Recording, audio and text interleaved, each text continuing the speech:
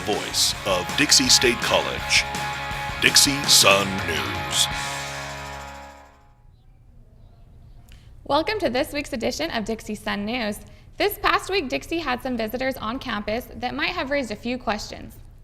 Members of the military brought in big trucks and equipment onto campus near the Eccles Fine Arts Building. Reporter Calvin Smith has the details.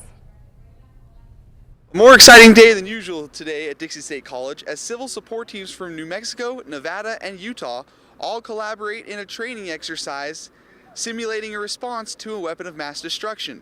I'm here with Colonel Sellen in front of the Graf building, and so what kind of exercise is going on out here right now?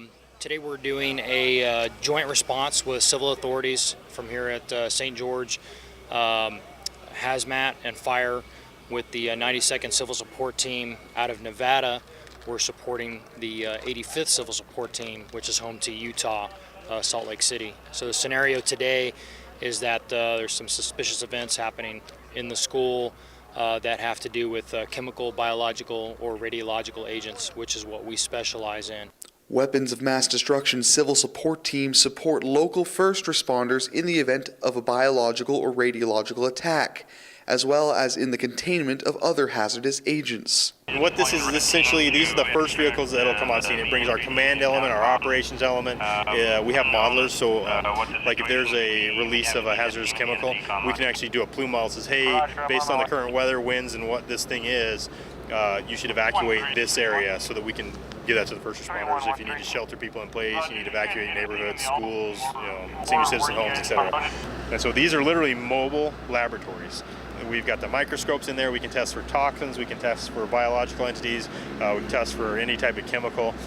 We're military, but we act as the liaison between civilian agencies and the military. So we'll work oftentimes with the FBI, the Department of Energy. Mainly the first thing we're going to look for is to make sure that the scene is safe with just the air environment. So, we'll start with radiation, oxygen levels, explosive levels of the air. And then we'll start looking at the pH and any chemicals that possibly in the area. We can all rest assured that there's a lot of equipment and manpower that goes into keeping Americans safe. Reporting for Dixie Sun News, I'm Calvin Smith. Students at Dixie State may be wondering what a golf cart is doing on campus offering rides to class. The Student Senate refers to this golf cart as the Quiz Cap and encourages students to take advantage of this Dixie game show. Here at Dixie State College, they're doing a quiz cap where you answer questions and get prizes. I'm about to go out and find out more about it. The quiz cab, we started it last year, actually last spring. We did it once or twice with last year's Senate, and it's something we brought back a little bit last semester, did a couple more pilot runs of it, and this semester we decided that we were going to make it more regular, doing it twice a month, every other week. But the rules are pretty simple. We ask questions from the New York Times from the Friday before, and we write those questions. They're usually true-false, and we mix them in with some Dixie questions so that people have an opportunity to get more of them right. And there's different prize levels. So if you get one question right, it's a small prize. 3 questions right, it's a medium prize. 5 or more questions, you get the big prize. Everyone at least gets a partial ride to class. If you get 3 questions wrong, we kick you out, just like the TV show. So you have to walk from there. I first heard about it really at the beginning of last semester because it had been something that we've been planning on for a while now. It's probably a month ago when they first started talking about doing it the first time around. I think they just started doing it again, or I don't know how many times they've actually had it going. I've heard about the cash cab actually when you guys came up to me and was like, hey, do you want to win some prizes? And I was like, okay, I guess, yeah, I'll win some prizes. So that was the first time I heard about it. While the quiz cab can be fun, it can also be a great way for students to become more involved and be more up to date about things happening at Dixie. The biggest thing I think is that it'll give students a reason to really get involved, or I guess start caring about the news, reading the New York Times. I loved it. It was actually really spontaneous. I love how the questions weren't hard. I was just caught me off guard, but I was free ride and free prizes. How could you? I actually use a pencil all the time. The New York Times pencil saved my life. For Dixie Sun News, this is Michael Seri. The Quiz Cab is sponsored by the New York Times and encourages students to stay up to date on current events. Today we have reporter Flory Wenzel on the set discussing a controversial matter here in the St. George area. Flory? Thanks, Mikkel. Women wearing pants to church has caused some discrepancies in the LDS community. Should women always be wearing skirts and dresses to church? I went out and talked to Dixie State students about what they thought. Controversy has arisen over what women should and have been wearing to the Church of Jesus Christ and Latter-day Saints. Are pants formal enough for that type of environment, or are skirts and dresses more appropriate?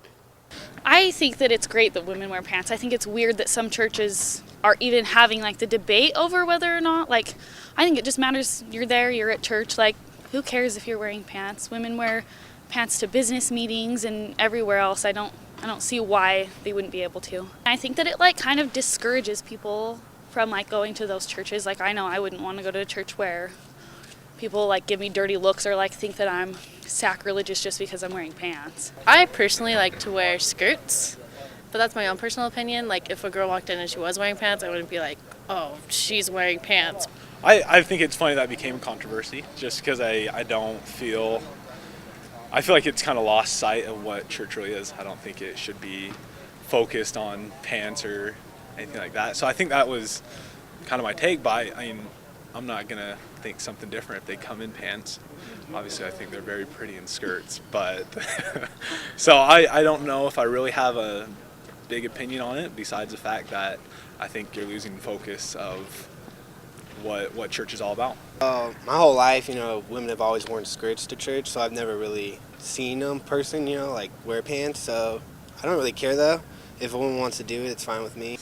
The churches that I've been to, lots of women were wearing pants, so it wasn't a big deal. I really think it's up to them, If they want to wear pants, let them be. I've never seen it as something wrong. Yeah, they might look better because, I'm a guy. But if they want to wear pants, let them be. I would wear a dress to church at all times in case otherwise, but just to show respect to my God and to show respect to others that are going to church. Well, I just think a girl looks better in a skirt, so I'd probably, frown upon it. I wouldn't think they were as beautiful, but they're still beautiful wearing pants or not, so. The norm is to wear skirts, so if I wore pants, people would look at me, but I think that's just with society. I think if women usually wore pants and then a girl wore a skirt, it'd be the same way. Reporting for Dixie Sun News, I'm Flory Wenzel. For more information on this controversy, check out the written story at www.dixiesunnews.com. Back to you, Mikkel. Thanks, Flory. As we discuss controversial topics, one that seems to be an issue here at DSU is disruptive behavior in the classrooms. Michael Siri talked to the students about their pet peeves in the learning environment. Classroom disruptions can negatively affect how students learn and how they concentrate in class. Let's talk to some students about how they feel about disruptions within the classroom. I think probably the biggest distraction that I've seen is people talking in class while the instructor is talking. My major issues have been just kids that oftentimes don't understand the information and get the teacher off subject or distract from our learning. I think once it's to the point where not only can one person not focus, but it's a problem with at least half, if not more than half the class, that's probably a sign that we have an issue. Students who cause disruptions during class pose a big problem for students who actually want to get an education and those who are also paying for it.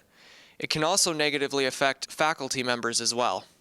It impacts other students because we're paying for it, and it's affecting us because we don't want to waste our money on our education when other kids are obviously wasting their own.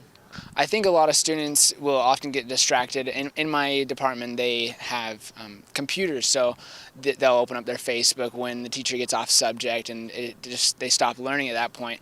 Me personally, when a kid will get the teacher off subject or ask too many questions, it slows my learning processes and just lags down the class.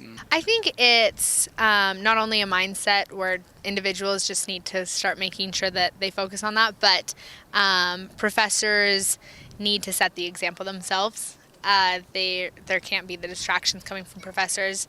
When you have a professor that's going off on tangents and things, it's a lot harder for the students. For Dixie Sun News, this is Michael Siri. As Dixie State has finally reached university status, the enrollment rate is expected to grow. Teachers will need to maintain order in the classroom in order to appeal to all seeking a higher education. This was a sentimental week for men's and women's basketball teams as they played in their last home game of the season. Reporter Kylie Young talked to number 32 Dalton Grosskreitz about the team and their accomplishments this season. Dalton Grosskreitz, who is a junior forward from Santa Clara, Utah. I was recruited a little bit to go to play football, but I chose basketball. Some of the people that had talked to me, I got some letters from a lot of the Pac-12 schools and stuff like that. I got a phone call from the USC receivers coach one day. Had talked to BYU a little bit, Utah, schools like that. Mainly the reason that I chose to come play basketball though is because it was my first love. I mean, every little kid that's my age was out in his backyard, being John Stockton or Karl Malone, playing against Michael Jordan, trying to get that finals win. That was kind of me. It was always something that I really enjoyed. My dad had experience playing college basketball, and that was something that we always did together. So I guess it was something that it was my first love. Mainly the reason that I chose to stay here instead of go somewhere else. After a lot of thought and a lot of discussion with my parents, and some of those didn't end very well, I chose to stay mainly because the coaches they're really great people. Aside from being very successful at coaching, they really show you that they care, that they're there for you as a person. And I'm married, and they care about my wife. They care about my future family, and that's important to me. And so that's one of the reasons that I decided to stay here instead of go somewhere else at some of the other options that I might have had. Love playing basketball because there's so much competition, and especially in college, you find a higher level of athletes, and that's one of the main reasons that I like to play the game, I guess. And winning. I mean, that's kind of important too, and that's kind of a tradition here at Dixie State as well. So it's one of the reasons that I like to play, I guess. My favorite thing to do probably would be to go out to the mountains with my family. We love to camp, we love to hunt and to fish, and really like to go riding dirt bikes and stuff like that. And on the court is different than off the court. And off the court, we always have these, I guess you could call them inside jokes as a team, where we kind of poke fun at each other, and we're on a road trip or something, just kind of lighten the mood. And they're not specifically one time, but every time that we kind of get poking at each other and everything like that, it's kind of a fun deal. But I love my family, and I'm grateful for their support, and shout out to all the guys on the team because it is definitely a team effort. We, as a team, the success we've had is not something we could do individually. And I hope people are understanding that, and all the guys buy into that. We are successful because we try to play as a team. There's plenty of people out there that are really skilled, but if they're not in an organization that tries to work together, they're not as successful. So every single one of those guys in that locker room, and even the guys that don't even get on the court, they're a big part of our team, big part of our success, and I just need to give my hat to them, because especially the guys that don't get on the court. Nobody knows them. Nobody sees what they do, and yet they are as big, if not bigger, part of the team than the guys that are on the court. I'm Kylie Young reporting for Dixie Sun News. Even though basketball is finished at home, there are still several games left. The men's team is tied at the top of the conference right now and is guaranteed a spot in the conference tournament. That's our show for this week. Be sure to like us on Facebook and follow us on Twitter at Dixie Sun News for the latest campus news. I'm Mikkel. And I'm Taylor. We'll see you next week.